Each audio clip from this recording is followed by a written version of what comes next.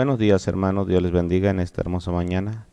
Eh, Vamos a dar inicio a la exposición de este domingo, ¿verdad? En nuestro servicio de adoración. Y seguimos viendo nuestra serie Carta a los Romanos.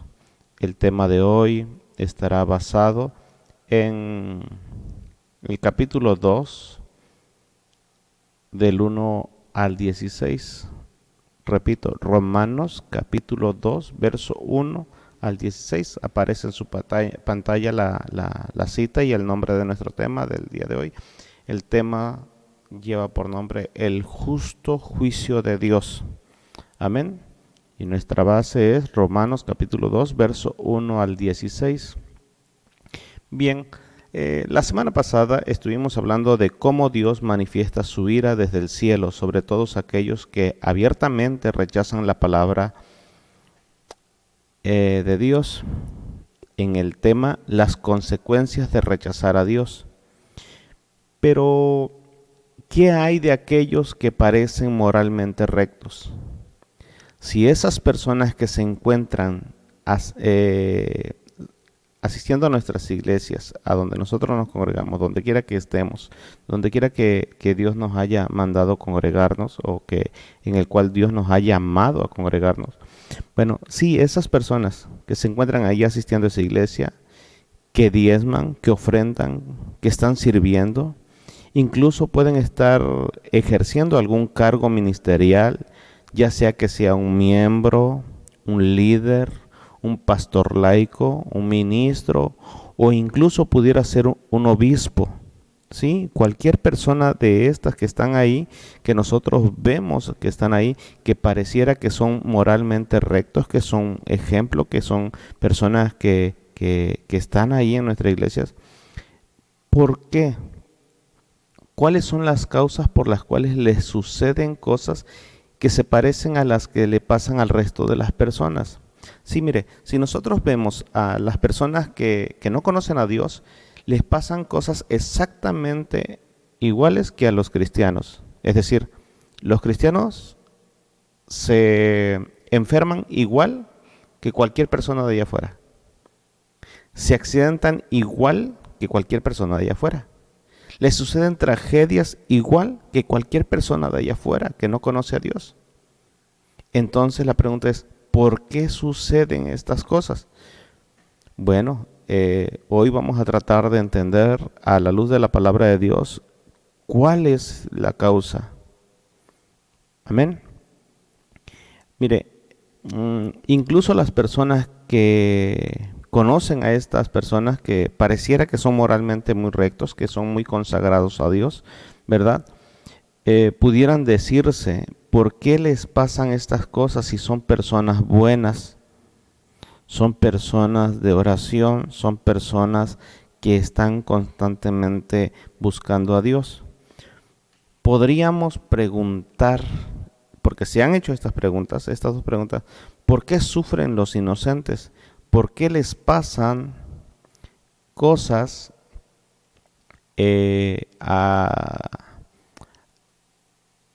similares a las de afuera? Bueno, hay que tener presente que cada una de las cosas que le suceden al ser humano no toman a Dios por sorpresa. No es que Dios se haya distraído o que el diablo o las personas tengan más poder que Dios, como muchos implícitamente proponen. A veces hacemos expresiones que como que contradicen la soberanía y los atributos de Dios.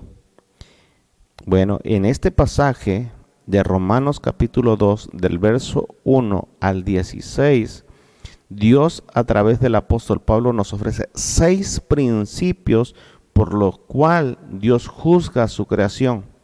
Ya vimos cuáles son las consecuencias de la ira de Dios sobre aquellos que rechazan abiertamente a Dios, pero en esta ocasión vamos a hablar de aquellas personas que parecen que están bien, que pareciera que, o que deberían de estar bien, o que deberían de tener cierto cierta cobertura de parte de Dios, ¿verdad? Bueno, hoy vamos a ver esos 6 principios y se los voy a enlistar en pantalla para que usted pueda tomar nota.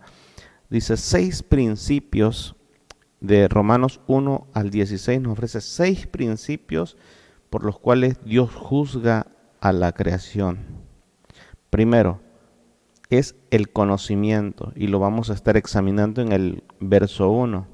El segundo es la verdad, está en el verso 2 y 3.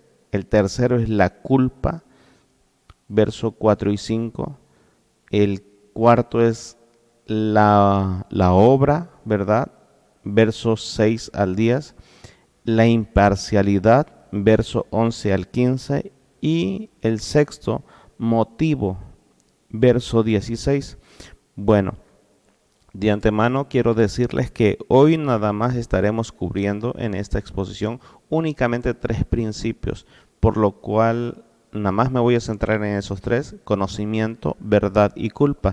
¿Por qué? Porque de lo contrario me extendería demasiado y sería muy pesado el video y muy largo para que lo pudieran reproducir.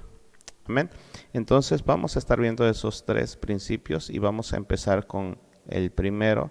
Le vamos a dar lectura únicamente al verso 1 al 5. Amén. Dice así la palabra de nuestro buen Dios, ¿verdad?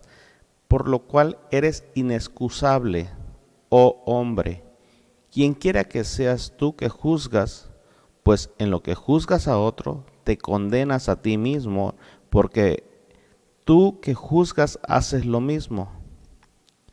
Mas sabemos que el juicio de Dios contra los que practican tales cosas es según verdad. ¿Y piensas esto, oh hombre, tú que juzgas a los que tal hacen y haces lo mismo? ¿Tú escaparás del juicio de Dios? ¿O menosprecias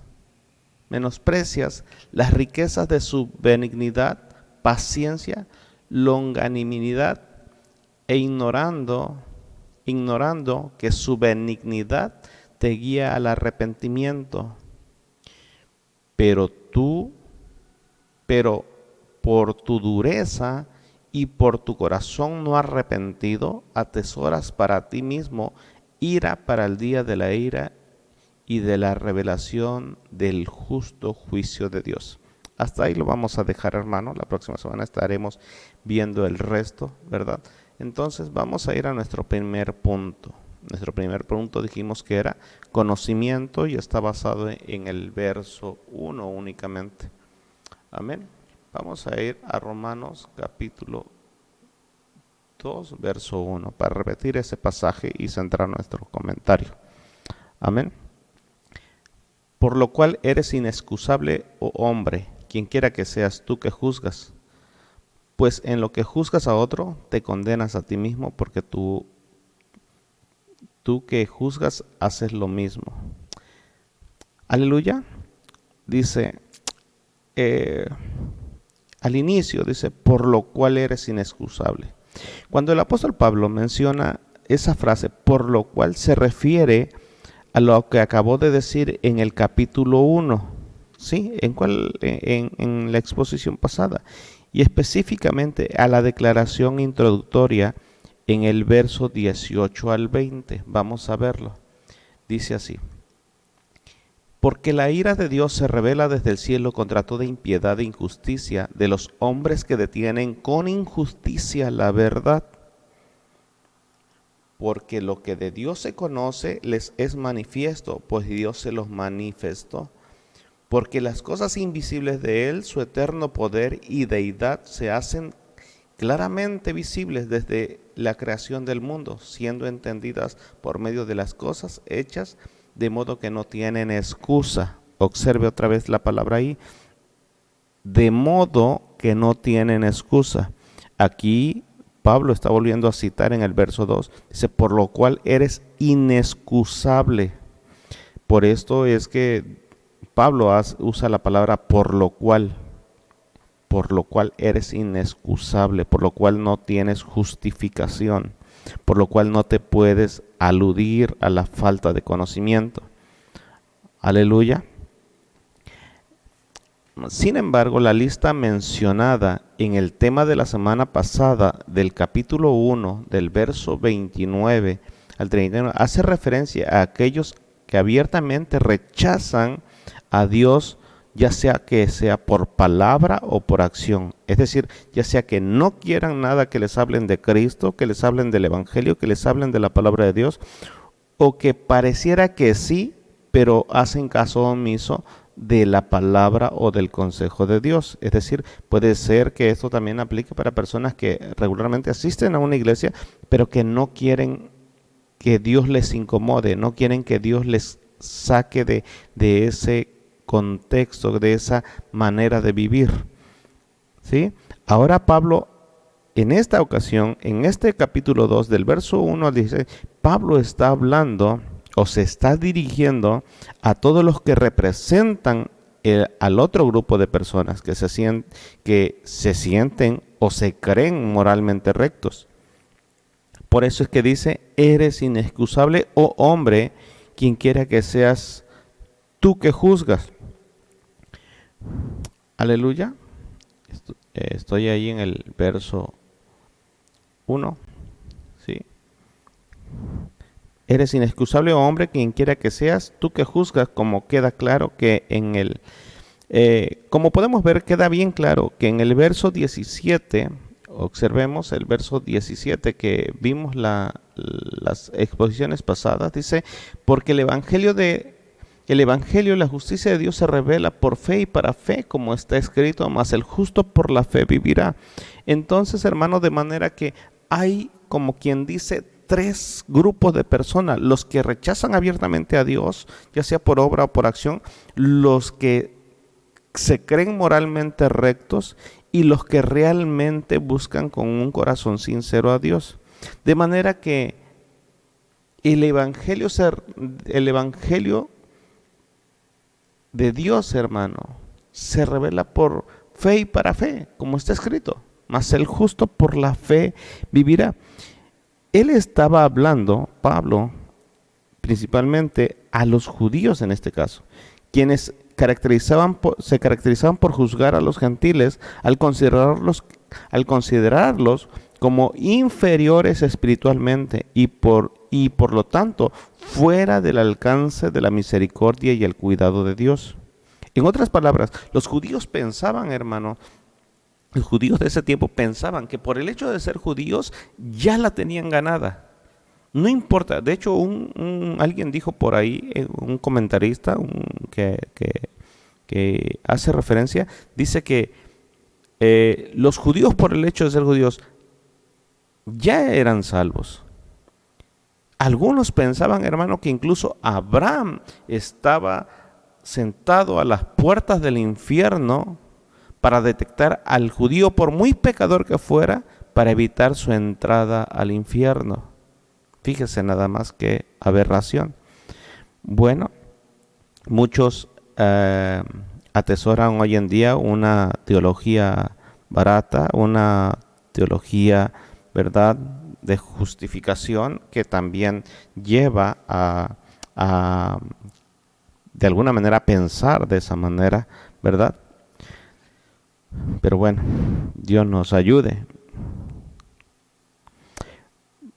Sin embargo, ahora la expresión quien quiera que seas también abarca a todos los cristianos que creemos que estamos eximidos del juicio de Dios por el hecho de practicar los extremos, de no practicar los extremos inmorales que Pablo acaba de mencionar en el capítulo anterior. ¿Recuerda ese pasaje que nosotros mirábamos la semana pasada, en el último de nuestros puntos? Decía así: estando atestados de toda injusticia, fornicación, perversidad, avaricia, maldad, llenos de envidia, homicidios, contiendas, engañados y malignidades, ¿verdad?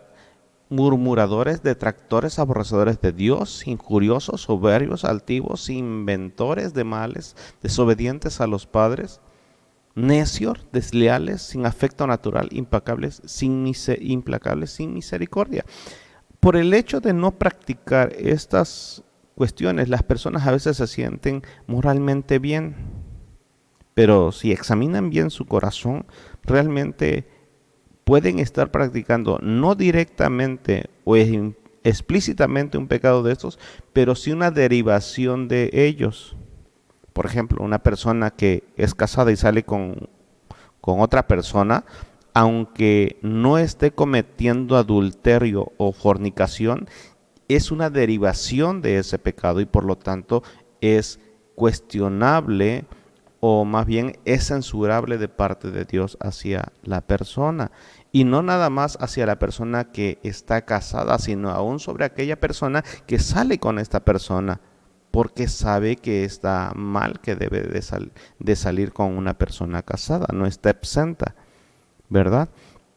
Ahora, tener una idea errónea de nuestra actitud es vivir engañado, pero Dios, que ve y sabe todo, que examina los pensamientos y los corazones, paga a todos conforme a su justicia y no conforme a la autojustificación de cada uno de nosotros. Eso trae juicio de Dios sobre aquellos que profesamos ser sus hijos. Hebreos capítulo 10, verso 26 al 29, observe cómo lo menciona. Porque si pecáremos voluntariamente después de haber recibido el conocimiento de la verdad, ya no queda más sacrificio que hacer por los pecados, sino una horrenda expectación de juicio y de hervor de fuego que ha de devorar a los adversarios. Ahora, muchas veces muchos predicadores citan este pasaje hacia los inconversos, pero no está hablando de inconversos, porque precisamente en el verso 26 dice aquí que esta persona que peca voluntariamente después de haber recibido el conocimiento de la verdad. ¿Cuál verdad? La verdad de Cristo, ¿verdad? Ahora bien, veamos el verso 28. El que viola la ley de Moisés por el testimonio de 2 o 3 testigos muere irreversiblemente. Ahora decían, bueno, espérate, a ver, detengámonos ahí. Algunos lo dicen así, detengámonos ahí. Mira, aquí está hablando de la ley y hoy nosotros ya no estamos bajo la ley, sino que estamos bajo la gracia.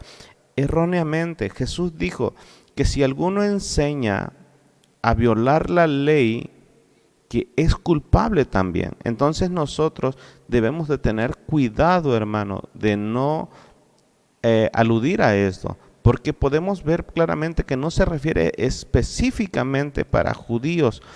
Dice el verso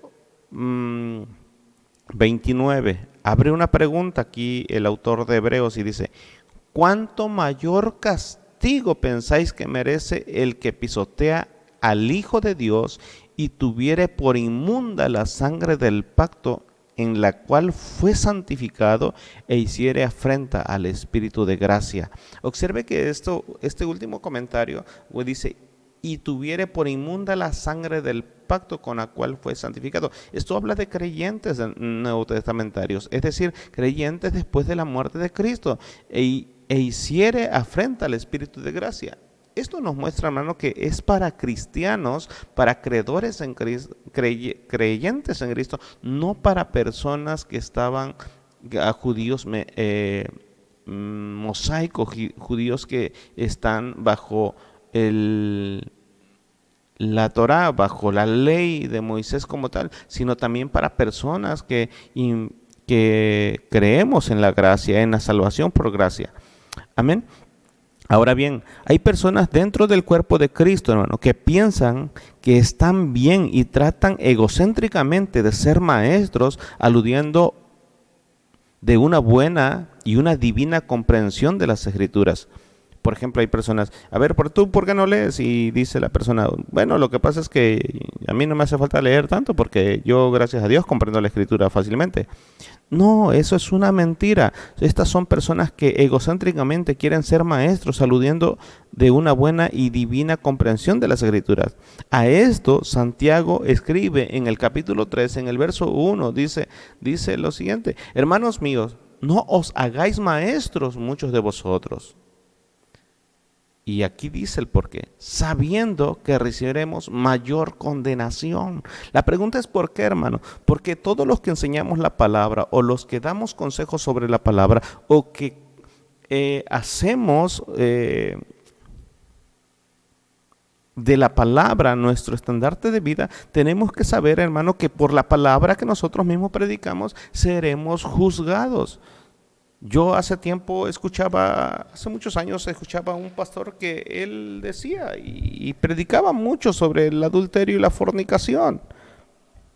Aleluya.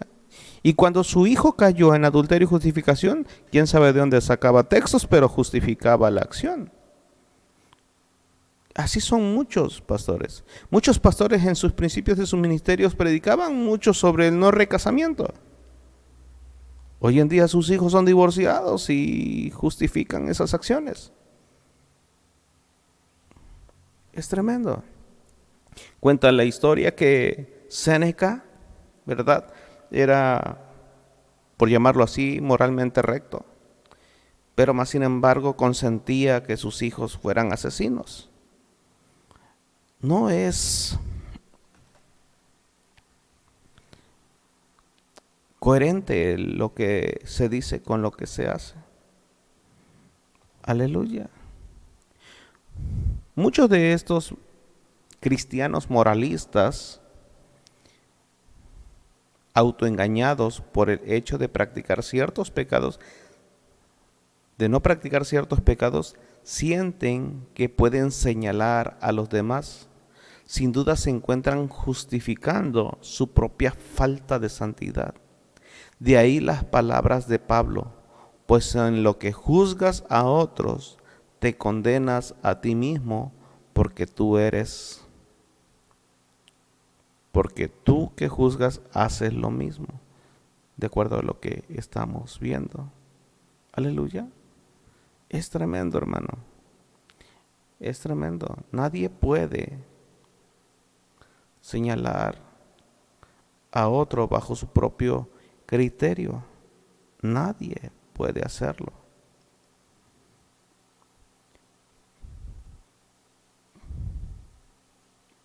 Aleluya. Pues en lo que juzgas a otro, te condenas a ti mismo, porque tú que juzgas haces lo mismo, dice el verso 1.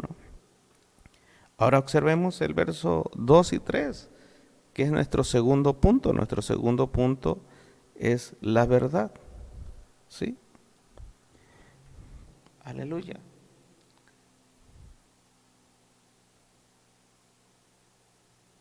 Verso 2.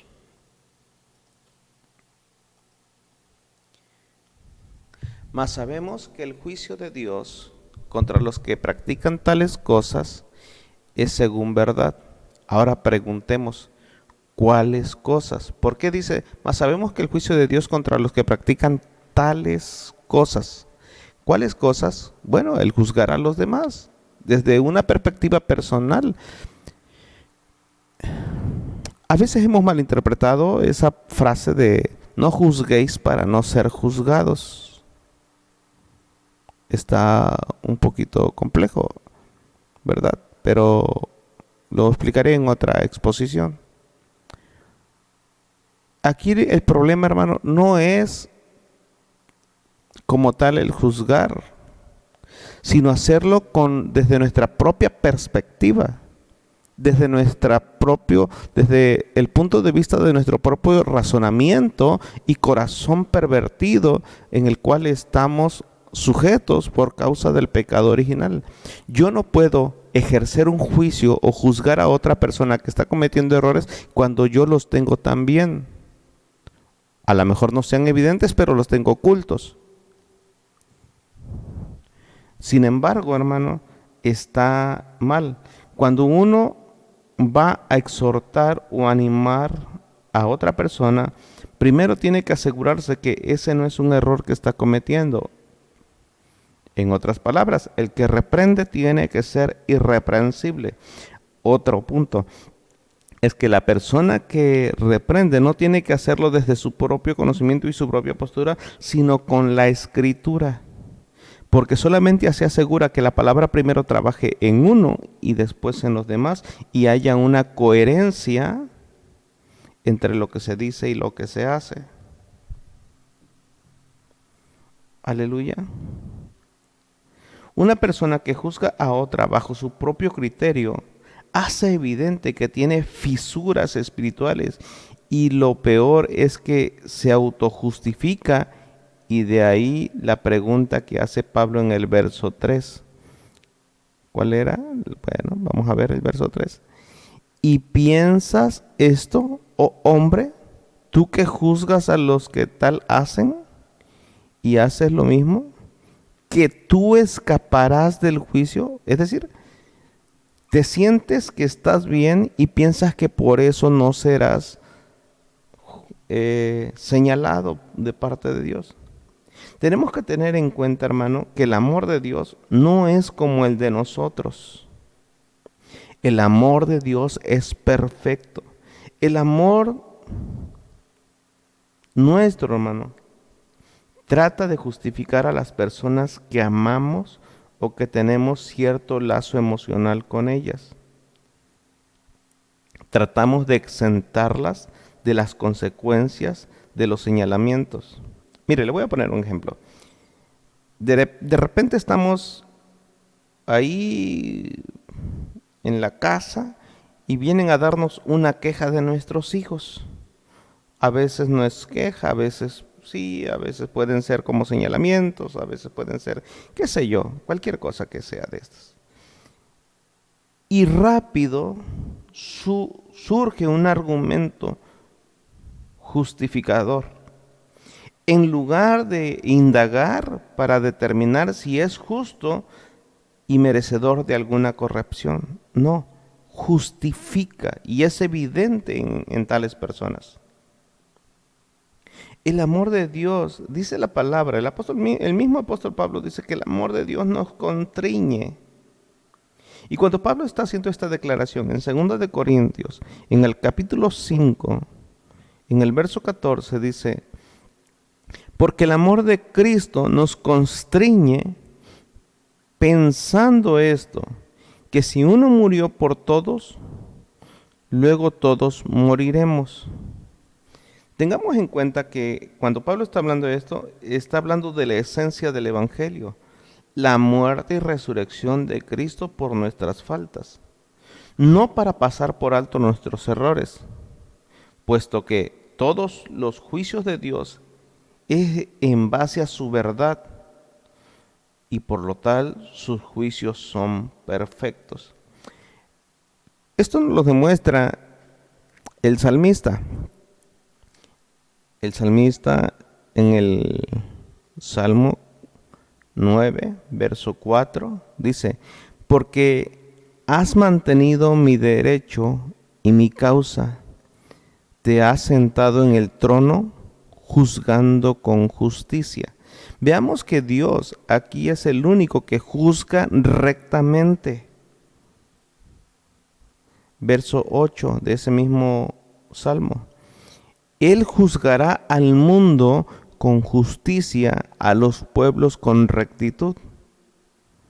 Salmo 96, verso 13. Delante de Jehová que vino, porque vino a juzgar la tierra, juzgará al mundo con justicia y a los pueblos con su verdad. Observe, todo lo que nosotros podamos hacer tiene que ser basado en el justo juicio de Dios y conforme a su justicia y conforme a su verdad. Isaías 45, en el verso 19, dice, no hablé en secreto, en un lugar oscuro de la tierra. No dije a la descendencia de Jacob, en vano me buscáis.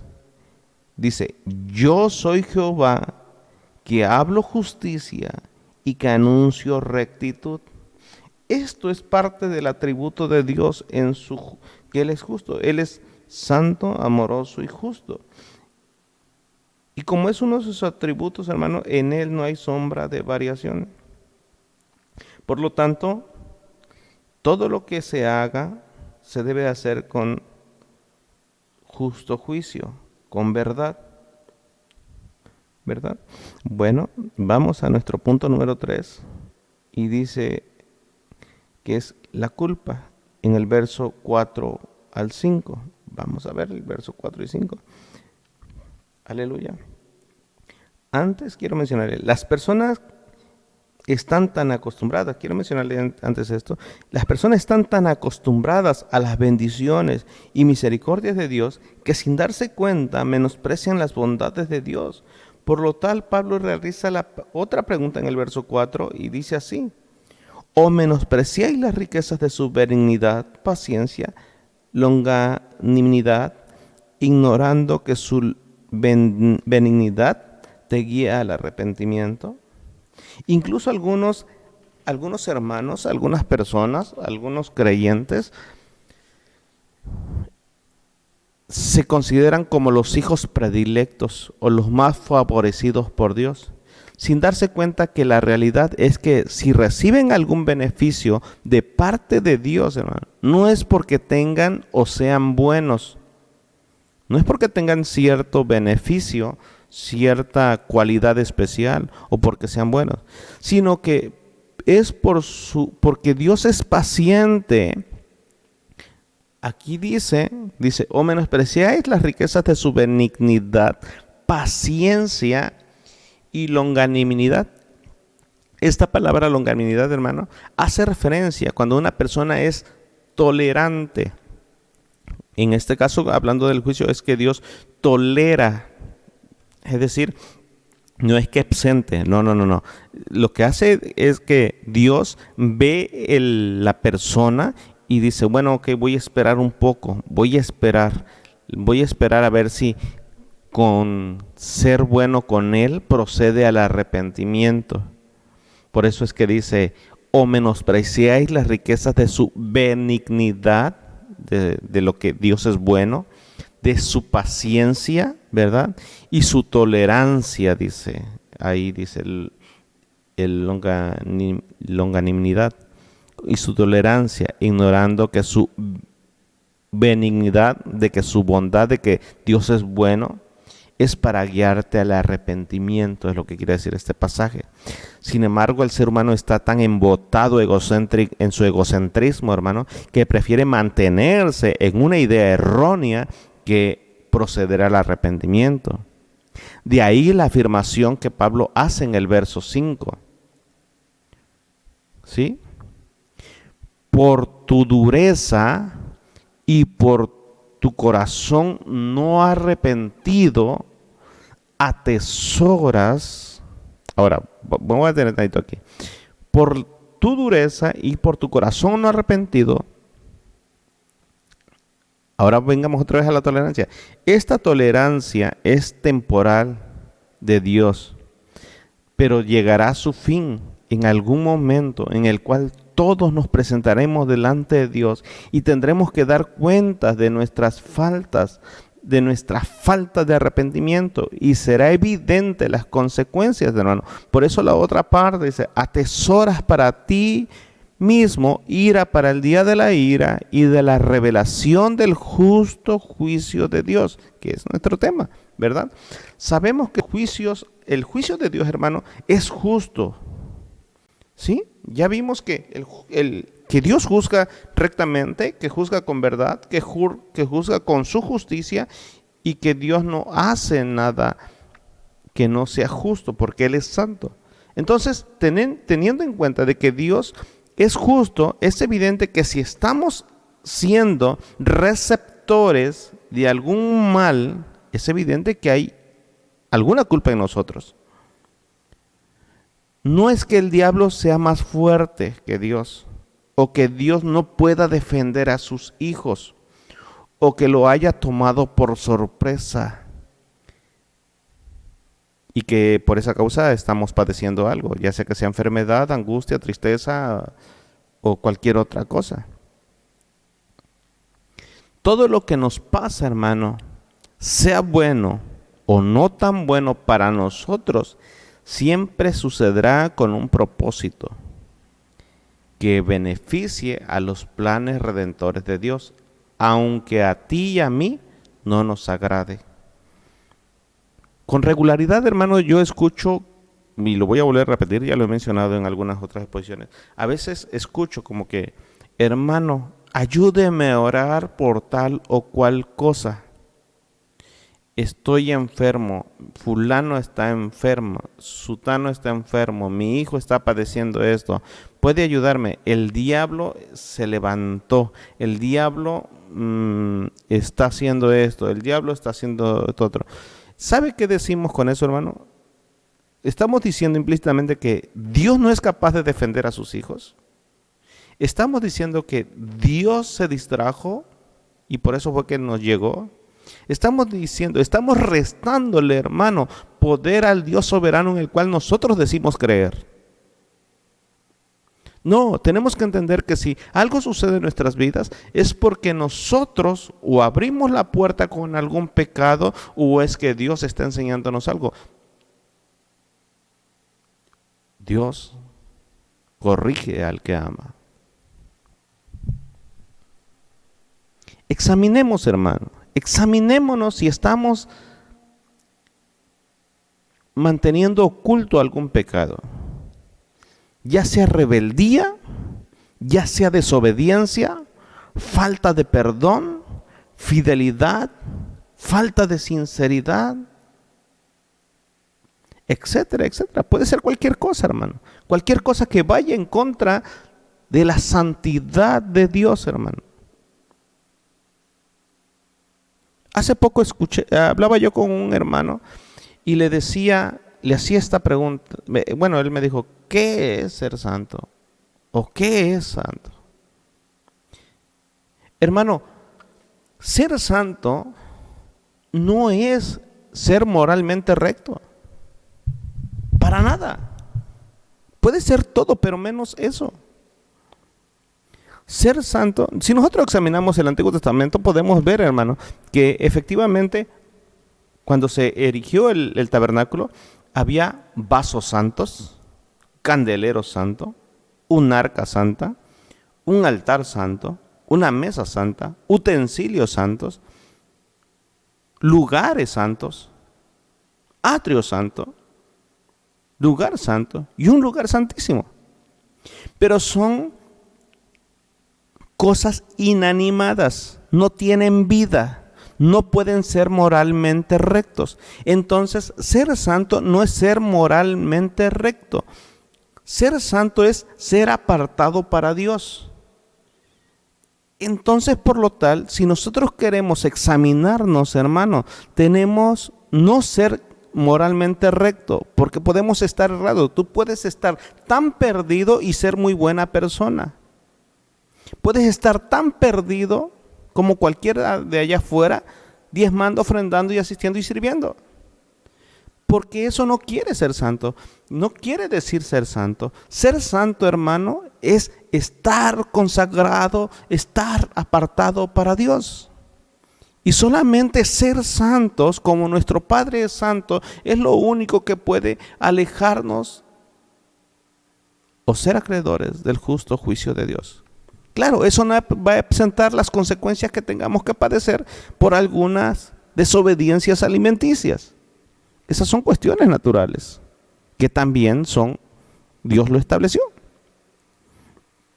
Por eso es que muchas personas sufren de diabetes, por eso es que muchas personas sufren de hipertensión, por eso es que personas sufren de otras consecuencias, enfermedades naturales, pero que también de alguna manera es juicio de Dios porque también desobedecieron algunas reglas alimenticias por el hecho de que ahora somos iglesia y estamos bajo la gracia. Pareciera que Dios abrió un permiso especial para violar ciertas reglas alimenticias.